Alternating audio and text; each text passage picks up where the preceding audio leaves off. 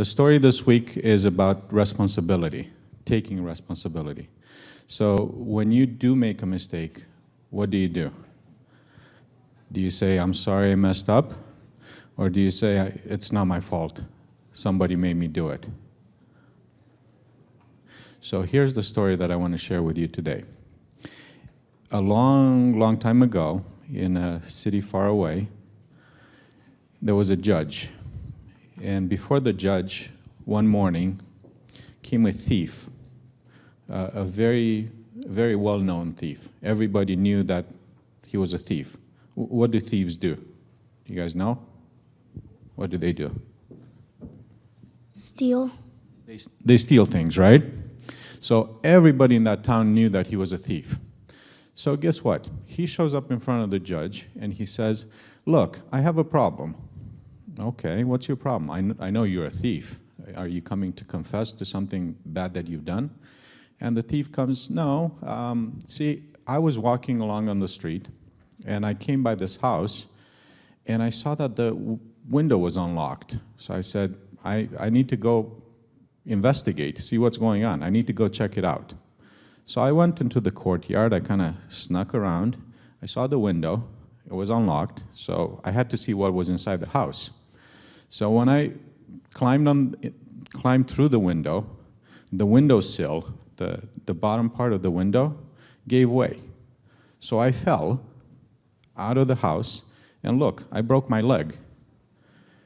Somebody has to pay for this. It's not my fault. Now, what do you guys think about that? He's going into the house to do what? To steal stuff, right?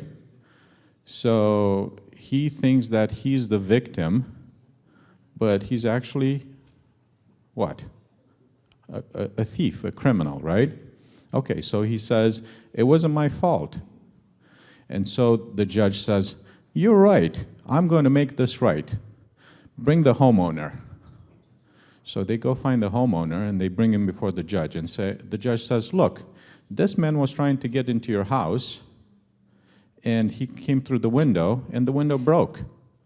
How could you have a window that bad? I'm going to punish you. And the homeowner goes, oh, I'm in big trouble. What am I going to do?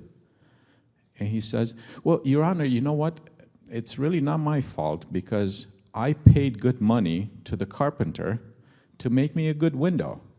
Well, obviously, he didn't make a good window, so I sympathize with the thief, but it's not my fault. And the judge goes, you know what? You have a point. It is the fault of the carpenter. So he says, go find the carpenter. So they go find the carpenter, and the judge says, listen, you're supposed to practice good workmanship. You're supposed to make good windows, right? And the carpenter says, yeah, that's true. I tried, but it wasn't my fault. Because on the day that I was making his window, I ate a pie from the baker. And the pie wasn't good. And because I wasn't feeling well, my stomach hurt, I made a bad window. But it wasn't my fault. It's the baker's fault. And so the judge says, you're right too. Go bring the baker. So they go and bring the baker and says, the judge says to him, how do you run your business like this? How can you make bad pies?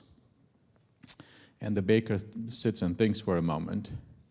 And he goes, well, Your Honor, it wasn't my fault because on the day that I was baking that pie, I saw this beautiful lady dressed very nicely in this dress I've never seen before. And I looked at her and I lost track of what I put in the pie and I didn't bake it right, but it wasn't my fault, it's the lady's fault. So they bring the lady next. You understand where this is going, right? It's nobody's fault. Not the thief, well, the thief was at fault for climbing through the window, right? But he says, not my fault. So they bring the lady and the lady says, well, just like the baker said, it's not my fault. It was the dress that made him look at me, so it's the dressmaker's fault. So they bring the dressmaker, and the dressmaker is not as smart or quick thinking or eloquent as the rest of them. And the judge says, look, what's the matter with you, making dresses like that? You made the baker pay attention to the lady. He messed up the pie, which in turn caused the carpenter to mess up the window, which caused the thief to crash through the window and break his leg. So I find you at fault. And the dressmaker thought about it and couldn't come up with an excuse who he could blame. So the judge said, you know what, I sentence you to be put to death, to hang. And dressmaker was afraid, but he didn't have an excuse.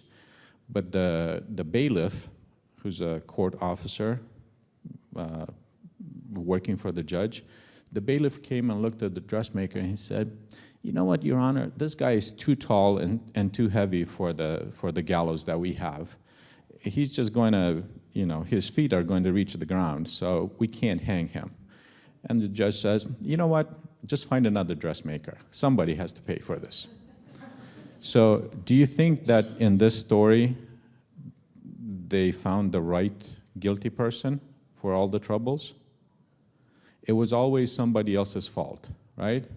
It wasn't ultimately it was the thief's fault. If he had minded his business, if he was an honest citizen, if he was without sin, without fault, he wouldn't have broken his leg. But sometimes we, just like the thief in the story, we don't have the courage to say, yeah, I'm sorry, I shouldn't have said what I said. I shouldn't have called you names. Or I should have, I don't know, done my homework when you said I should. Or I shouldn't have gone out in the street. Instead of saying that and admitting that it's our fault, we tend to go and say, it wasn't my fault. Somebody else did it. Or it wasn't my fault because...